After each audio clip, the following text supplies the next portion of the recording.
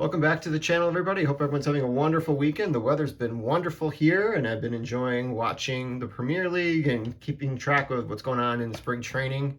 Before I do my video here, I wanted to give a quick shout out to Elite Hunters. James had me on his channel on Thursday evening. We had a great chat about collecting and my interest in vintage cards. I'll put a link to the video in the description. If you have a chance, check it out. If you're not a subscriber to his channel, please check it out and give him a look. All right, so this video is just going to be a real quick one. These are some really neat pickups I did over the course of the last week. Neat because it was really inexpensive vintage. And when I look at some of these things, when I look at some of these opportunities, I'm usually looking for something that's going to help complete a future project. So each of these items is going to be something I'll be working on in the future. And some of which I've talked about before, but one will be kind of expanding a little further on this project today when I'm showing you 3 cards for it. So the first one I picked up is actually just a common, but it was all from the same dealer, and this dealer priced things to go, and he was willing to accept offers on top of it as well. So I picked up this 1968 Ed Hobog. He pitched briefly for the Senators, never pitched for the White Sox, even though he was part of the White Sox organization. So this is just a beautiful copy of the 1960 Topps card, and this is a set that I want to be able to work on in the near future. So I was really happy to be able to pick this up at a really affordable price. Like, guys, I paid 10 bucks a piece for these. And you can't beat that for already graded vintage, in my opinion. So the next one is actually going to be an expansion of the 1970 Topps Supers. So this is the only one I have in my collection at the moment. So Supers came out. There was a test issue in '69 that never was officially released, but you can find copies out there, and they're pretty pricey because it was never supposed to leave Topps. But then you have ones that actually were put into production. It was 1970 and 1971. The 1970 back features the same back as the 1970s card, but with a different image on the front of the card, and a similar thing with the 1970s one as well.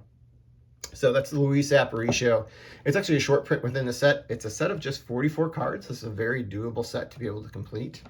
If you're just patient, because some of the short prints are going to be a little bit more, because some of them are stars, like Tom Seaver, for example, if you're trying to get things in better grades. But these I picked up for 10 bucks each, and it has a Hall of Famer in here too. Let's start with multiple All-Star and Gold Glove winner Bill Freehan, who played for the Detroit Tigers, was part of their '68 championship team. Just a beautiful image here. This came out as a VGX4, which is fine. I think there is a little bit of wear on the back, but the image itself looks really cool, and it's got Tiger Stadium in the background, which is really fun to look at. Then we have Tommy Harper in this beautiful Seattle Pilots uniform. I believe this was their road uniforms. And this was obviously done in spring training. You see there's Arizona in the background, or maybe California, but I think it was probably in Arizona. And I love their beautiful away hats, which was very different than their home uniforms. So the Pilots existed for 1 season, which was 1969.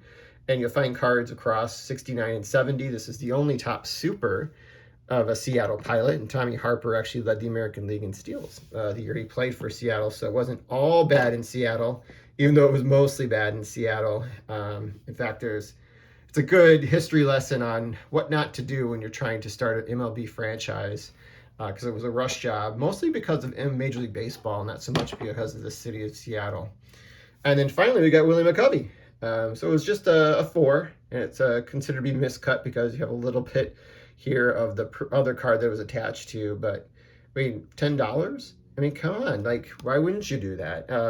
I mean, especially if you're thinking about doing this set. So that is it. I mean, it brings me up to 4 cards in all for the set. So, you know, I have like 1/11th, I guess. You know, it's not one I'm aggressively working on right now, but as I complete other projects, I could see this one moving in the ranks of ones I want to be able to complete.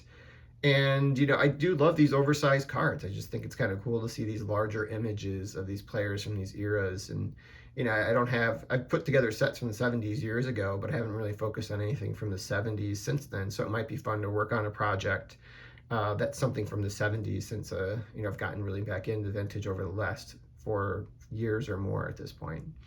So that is all. Have a great rest of your weekend and enjoy your week, guys. Bye.